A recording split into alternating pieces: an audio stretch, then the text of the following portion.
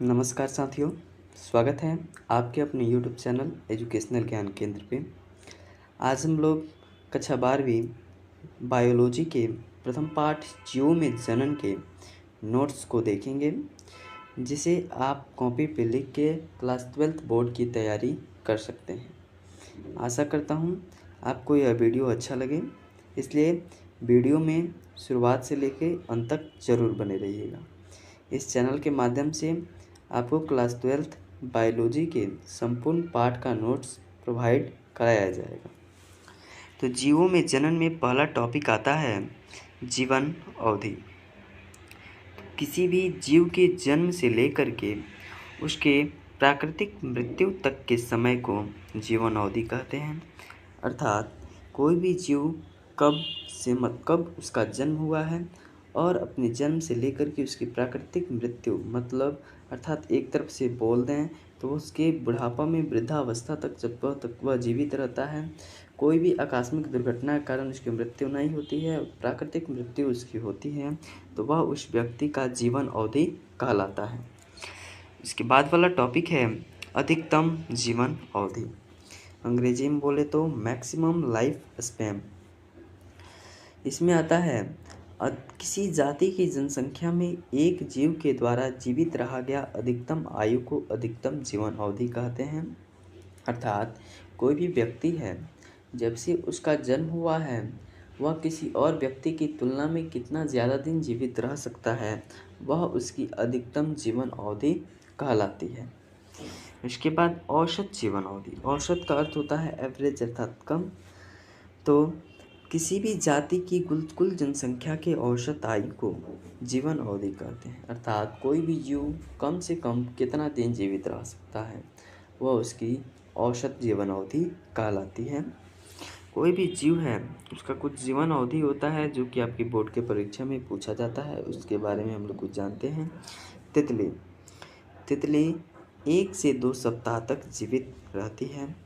कौवा 15 वर्ष तक, तोता 140 वर्ष, मगरमच्छ 60 वर्ष, कछुआ 100 से 150 वर्ष, धान 3 से 4 माह, बरगद 200 से 1000 वर्ष, फल मक्खी 15 से 30 दिन, घोड़ा 60 वर्ष, गुलाब 20 से 30 वर्ष, हाथी 60 से 65 वर्ष, कुत्ता 20 से 30 वर्ष तक जीवित रहता है।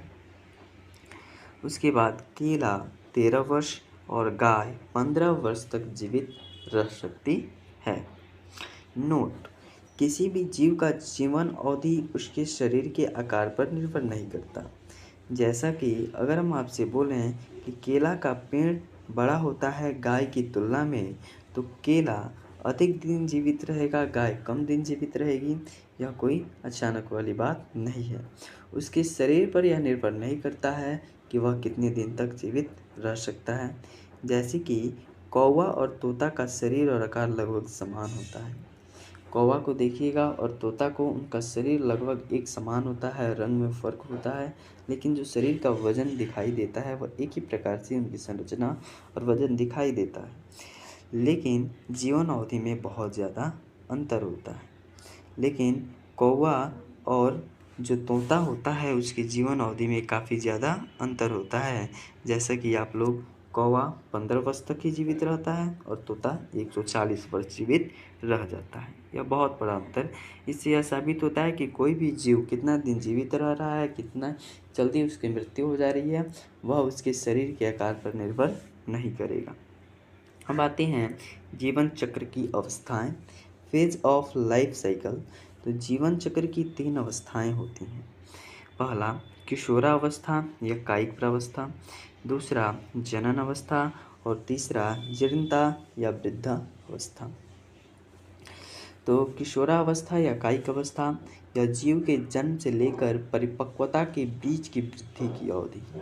अर्थात किशोरावस्था क्या होता है, जब भी कोई बालक जन्म से लेकर के वह अपने युवा अवस्था तक के उसके समय को किशोरावस्था या कायिक अवस्था कहते हैं। दूसरा जनन अवस्था। तो जनन अवस्था के दौरान जीव जनन करता है, अर्थात किशोरावस्था के बाद जनन अवस्था आता है। उसमें किशोरावस्था में बच्चा बच्चे से वह व्यक्ति युवा होता है और जनन अवस्था में युवा होकर के वह जनन करता है। तीसरा आता है जीर्णता या वृद्धावस्था। तो जनन अवस्था के अंत में जीर्णता होता है जब शरीर की संरचना और कार्यों में कमी आ जाती है। वृद्धावस्था के अंत में जीव की मृत्यु हो जाती है। अर्थात जब जनन अवस्था का अंत हो जाता है, अर्थात जब व्यक्ति बूढ़ा हो जाता है और उसके बाद उसकी मृत्यु हो जाती है, उस जीव की मृत्यु हो जाती है, उसे जीर्णता या वृद्धावस्था कहते हैं। उसके बाद एक नया टॉपिक स्टार्ट होता है जनन, जिसे अंग्रेजी में रिप्रोडक्शन कहते हैं। तो जनन वह प्रक्रिया है जिसमें कोई भी जनक अपने जीव अपने जैसे संतान या संतति का उत्पन्न करते हैं, उसे जनन कहते हैं। जनन अर्थात कोई भी किसे कहते हैं कि कोई भी व्यक्ति है वह एक बालक का ही जन्म कर सकता है, कोई कुत्ता है वह कुत्ते का ही जनन कर सकता है। तो जनन वह प्रक्रिया है जिसमें कोई भी जनक अपने जैसे संतान या संतति उत्पन्न करते हैं, उसे जनन कहते हैं। जीवों के जन्म की प्रक्रिया के दौरान कुछ निम्नलिखित आधारीय लक्षण समान पाए जाते हैं, जैसा कि आनुवांशिक पदार्थों जैसे कि डीएनए की प्रतिकृति, अंग्रेजी में बोले तो रेप्लिकेशन, व संततियों में स्थानांतरण होता है। दूसरा, कोशिकाओं का विभाजन, इसमें अर्धसूत्री विभाजन भी हो सकता है और नहीं भी।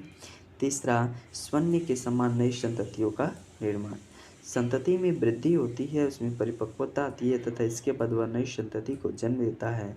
इस प्रकार जन्म, वृद्धि तथा मृत्यु के जीवन चक्र चलता रहता है। देखिए, सबसे पहले कोई भी बालक का जन्म होता है, वह उसके बाद युवा अवस्था में आता है। युवा अवस्था में आने के बाद वह अपने जैसे जो वह जनन करता है, जनन करने के बाद वह वृद्धावस्था में चला जाता है, उसके बाद उसकी मृत्यु हो जाती है। यही जीवन चक्र कहलाता है। जनन के प्रकार, तो जनन दो प्रकार के, एकल अथवा दो जीवों के बीच भागीदारी के आधार पर जनन प्रक्रिया को कितने भागों में बांटा गया है? दो प्रकार में बांटा गया है। पहला अलैंगिक जनन, अंग्रेजी में बोलो तो असेक्सुअल रिप्रोडक्शन, लैंगिक जनन सेक्सुअल रिप्रोडक्शन। अलैंगिक जनन, तो अलैंगिक जनन में एकल जनक के शरीर के किसी कायिक भाग से या युग्मक निर्माण के द्वारा संतति उत्पन्न होती है, उसे अलैंगिक जनन कहते हैं। अलैंगिक जनन को अयुग्मक जनन भी कहा जाता है, क्योंकि इसमें युग्मकों का संलयन नहीं होता। देखिए, अलैंगिक जनन की बात की जाए तो एक सामान्य सी बात हम इसके विषय में कह सकते हैं कि अलैंगिक जनन में क्या होता है कि केवल एक ही व्यक्ति जनन प्रक्रिया में क्या करते हैं? भाग लेते हैं, उसे अलैंगिक जनन कहते हैं। जनन की इस विधि में अकार्यकीय तथा आनुवांशिक रूप में समान संतति उत्पन्न होते हैं, जिसे प्रायः प्रतिरूप यानी कि क्लोन कहा जाता है। अर्थात उनका एक तरफ से बोलें तो उनका आकार और आनुवांशिक रूप में समान संतति उत्पन्न हो जाती है, जिसे प्रतिरूप यानी कि क्लोन कहते हैं। वर्तमान में वैज्ञानिक प्रयोगशाला में कृत्रिम रूप से बहुकोशिकीय जीवों के क्लोन उत्पन्न करने में सक्षम हैं। जैसे 1996 में भेड़ के बच्चों को क्लोन किया गया था। अब अलैंगिक जनन के भी प्रकार होते हैं। पहला विखंडन होता है, दूसरा मुकुलन, तीसरा खंडन, चौथा बीजाणु जनन, पांचवा कायिक जनन या प्रवर्धन, छठा उत्तक संवर्धन या सूक्ष्म प्रवर्धन।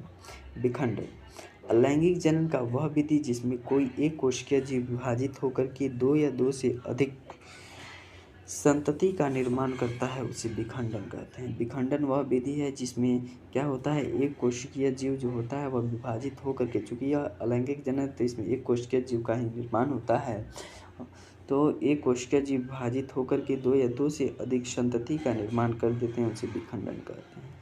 ये विखंडन दो प्रकार के होते हैं, द्विविखंडन या द्वियुग्मी विखंडन, जिसे बाइनरी फिजन भी कहते हैं।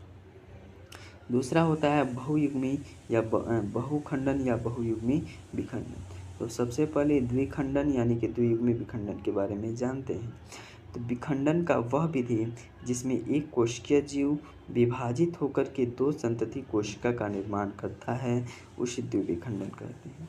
मतलब विखंडन का वह विधि जिसमें कोई एक कोशिकीय जीव विभाजित होकर के दो ही संतति का निर्माण कर सके, उसे द्विविखंडन कहते हैं।